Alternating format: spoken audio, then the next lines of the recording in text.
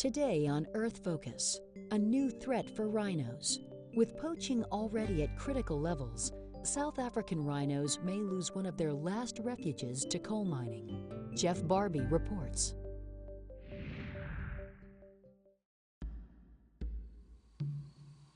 "500 rhinos have been killed for their horn in South Africa so far this year. What is incredible is that there were any left to kill at all. The white rhino was only described to science in 1820 and thought to be extinct by 1880. In those days, hunters from all over the world had flocked to Africa, killing more than 200,000 of these majestic beasts. Dr. Ian Player, the man credited with bringing back the white rhino from the brink of extinction in the 1950s, still tells the story of how the last little population was discovered in KwaZulu-Natal, South Africa. In 1893, a man called Sir Henry McCullum was hunting for black rhino at the junction of the White and the Black Mfolozi River. And he shot 2 rhino. But when he got up to them, to his astonishment, they were not black rhino, they were white rhino. By now thought to be extinct. This last refuge of the rhino was to become Africa's first national park, and now the shining beacon of endangered species conservation for people around the world. So there suddenly they find that this animal thought to be extinct is still around. And when the word got out, there was a huge outcry, and the governor was pressured into proclaiming what was really the first game reserves in Africa. When Dr. Player first started working as a ranger at the park in 1953, he led the first aerial count of rhino.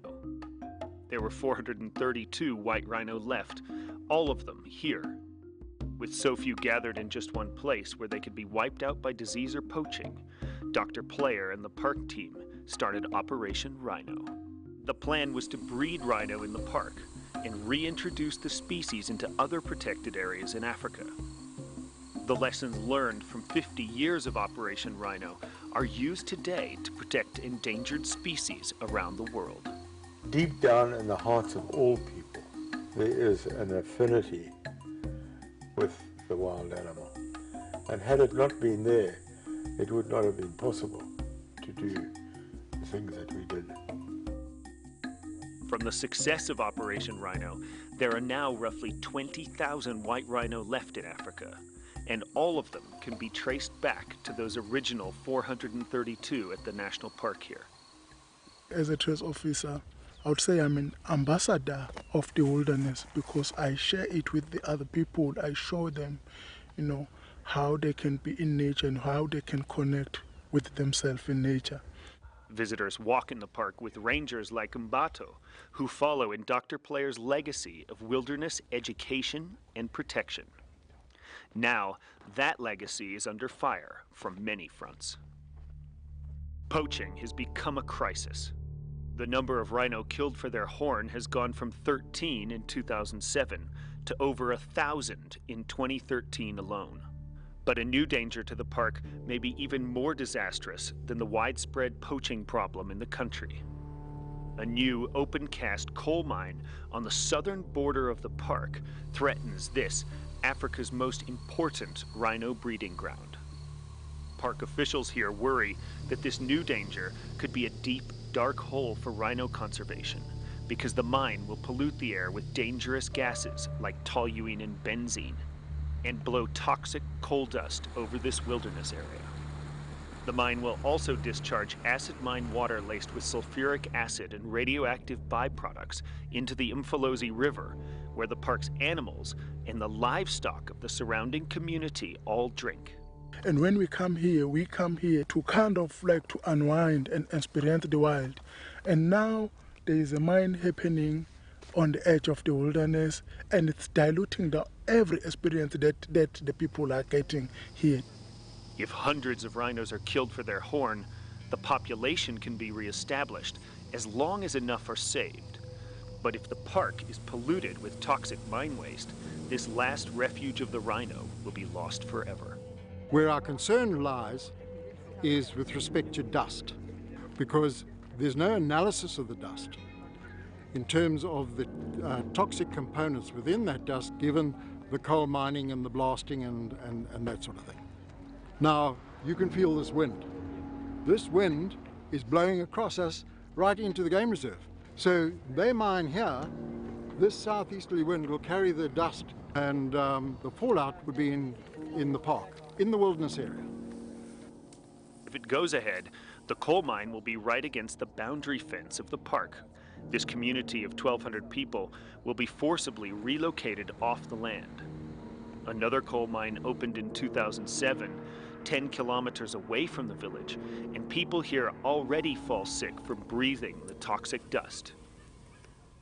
Angadwa nizobona lapha ngaphesheya la khona imayini ekhona nizokwazi ukubona le mayini ma idubula lapha uthula uzozofika la siphila nabantu abanefu bengasile bese kuyabakhathaza lokho. This is an aerial view of the older mine, which the Induna's nephew says is already causing their cattle to die. We are also feeling the consequences of them allowing that mine there.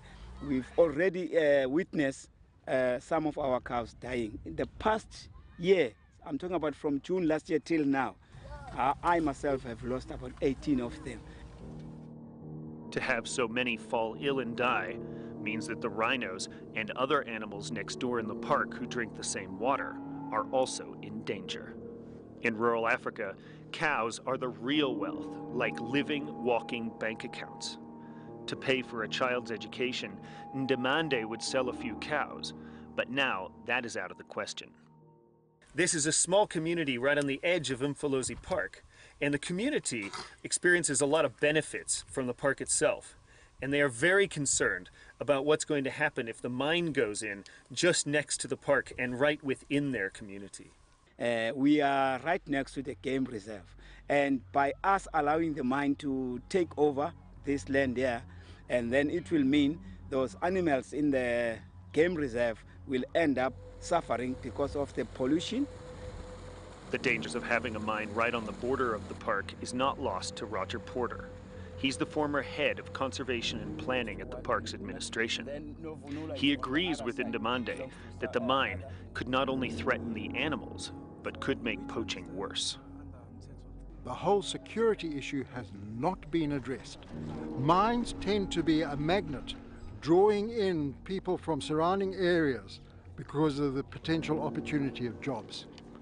Universally, it's well known that levels of crime increase around mines. So poaching is a crime. According to Dr. Player, if the mine and the poaching are not stopped, the whole web of life that has been protected here for over a century will fail. There's no doubt in my mind that if that mine went ahead, it would destroy the wilderness. In a press statement, Ibutu Cole, who declined to comment on this story, touted jobs as a major benefit to the local economy when the mine comes in. But according to the community, the mine has not consulted them or even told them where they will be forced to relocate to. For more than 100 years, the Hluhluwe-iMfolozi Park has been a sanctuary for rhinos and many other endangered animals. It is a place that inspires visitors, communities, and conservationists all over the world. To lose this area in a coal mining operation is unacceptable to Dr. Player. The people were saying it's impossible. You can't defeat these big mining companies. And we said, no, you can. But you've got to know that what you are doing is absolutely right. If you know that, then the rest is strategy and tactics. This is Jeffrey Barbie, reporting from the Hluhluwe-iMfolozi Park in South Africa for Link TV.